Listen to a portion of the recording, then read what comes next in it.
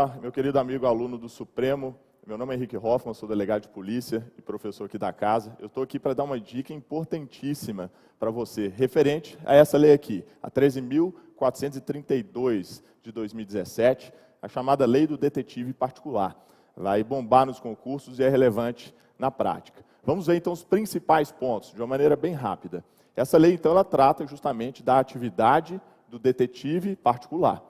Ele atua, em regra, de maneira não criminal. Ele vai fazer uma coleta de dados e informações não referentes a crimes. São situações, por exemplo, como infidelidade conjugal, desaparecimento de pessoas e animais.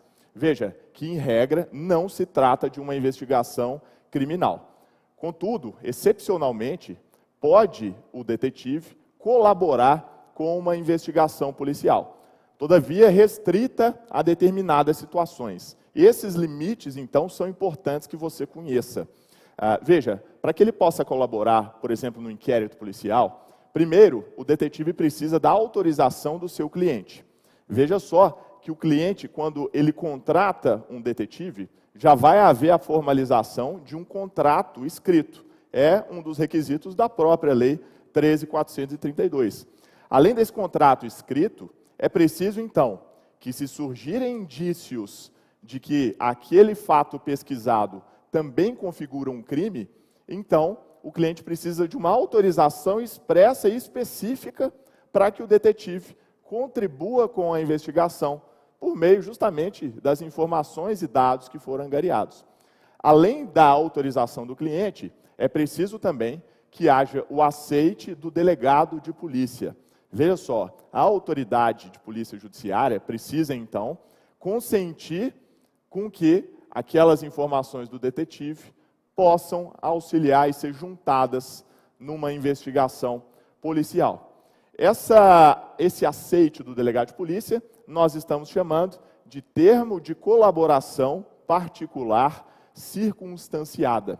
É um termo de colaboração, evidentemente, feita por um particular, que é o detetive profissional, e ela deve ser circunstanciada. A autoridade policial, o delegado de polícia, ele deve definir de maneira bem clara e específica os limites de atuação do detetive. Nós já vimos que o detetive não é um investigador criminal. Logo, os atos de coleta de dados levados adiante pelo detetive não são diligências policiais. Aliás, o detetive ele sequer pode participar diretamente de uma diligência policial e há essa restrição expressa na Lei 13.432.